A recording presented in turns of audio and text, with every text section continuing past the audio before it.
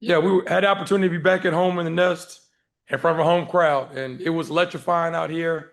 Fans showed up, and they were very engaged. But played a feisty Fayetteville State football team, and I thought that Coach Hayes and staff had a great game plan coming in, and they really tried to take the air out the ball and keep our offense on the sideline. So I think the first quarter, we only possessed the ball one time, and only came away with 3 points out of that.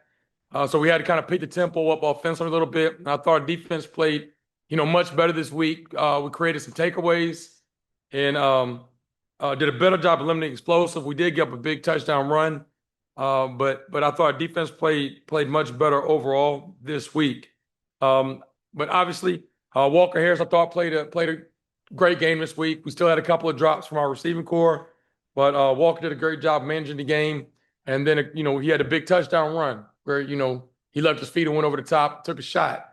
But it was good to see him. And I thought they gave our team a lot of energy, after he scored that touchdown right there. So it was good to see Walker have a great day. Offensive line did not play nearly as well as I wanted them to. I didn't think we really won up front. Their D-line kind of got after us a little bit. And our defensive line on the other side, I thought we played well and won the line of scrimmage defensively. But it was a great turnout, and it was good to finally get a win. Well, Coach, that was last week, and this is this week. This week you go down Greensboro, play those guys. Talk a little bit about the game.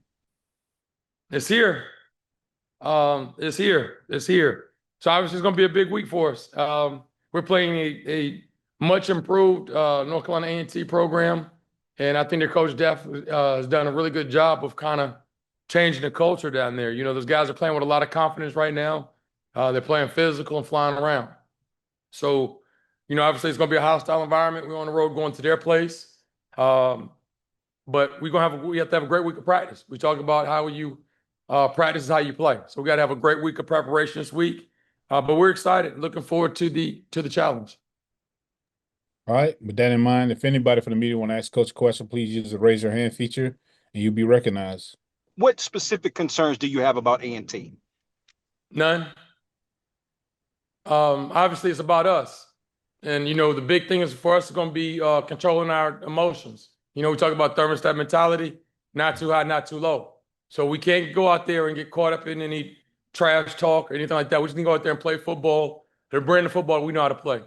How does you having a couple of the coaches in terms of Courtney Court, Tony McCray were on your staff last year, now on the A&T staff. I mean, how does that sort of play into, I guess maybe the preparation for you guys?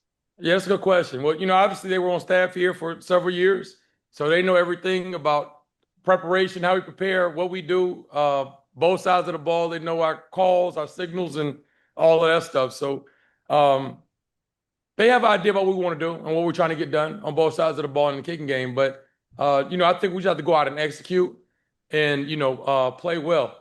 And also they know our personnel. They know guys' strengths, guys' weaknesses. They've been here. They help recruit a lot of them. So they'll know who we are, what we're doing, and all that stuff. But we'll have a good idea about where they are, a good feeling of where they are as well. So we just got to play. At the end of the day, it's about those 11 guys on the field and they being prepared and playing at a high level. With respect to Walker Harris, in terms of the game that he had, can you speak to that game? And I guess this is what you're expecting, or what you had been expecting to see from him, I guess, all season long. Well, I mean, Walker's been consistent all year. The thing is, I would like to see our offense put it all together. I see our passing game will be clicking one week and our running game's not quite there. Or our running game was clicking and our passing game's not quite there. So I want to see every unit, every segment on offense, put it together and let's see how explosive we can be. I thought Walker played well. I thought our O-line did a good job in pass protecting this week, but I didn't think we did a good job of winning the line of scrimmage in the run game.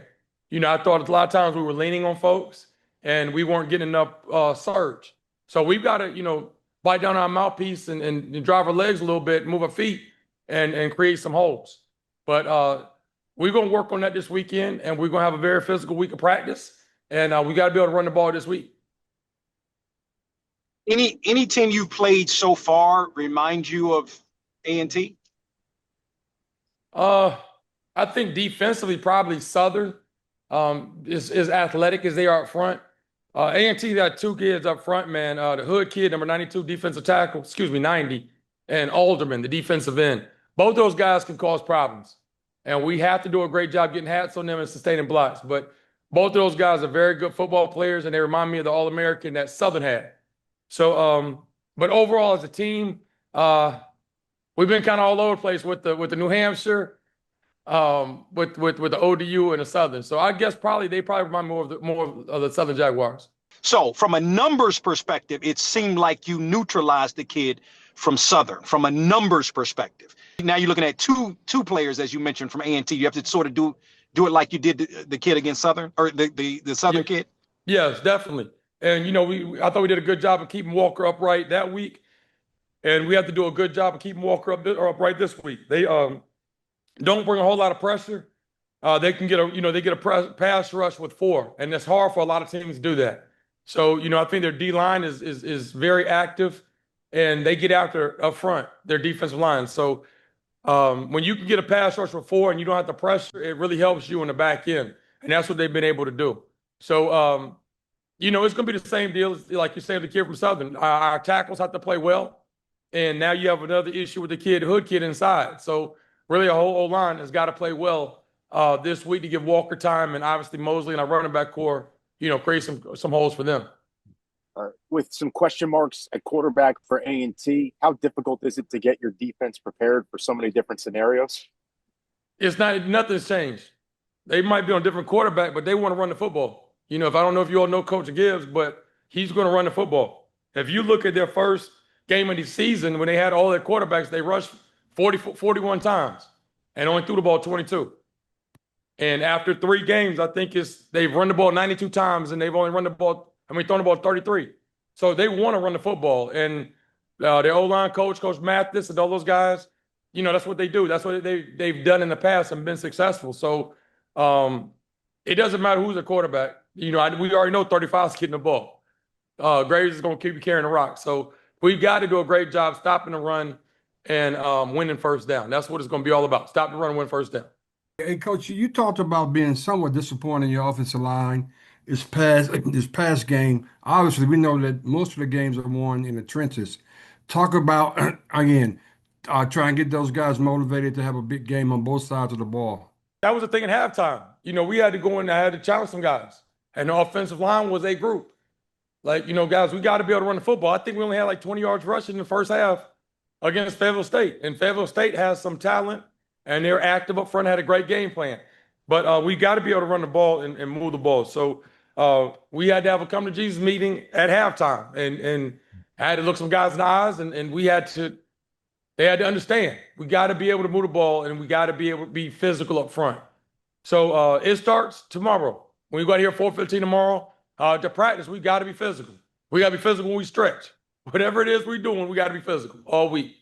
I want to ask one last question. You was talking about trying to keep the players emotionally grounded because this is a big game. We're given the backdrop of this big game. How do you keep the coaches grounded so they won't be too emotional going into this game? Well, I mean, like you said, it's thermostat mentality.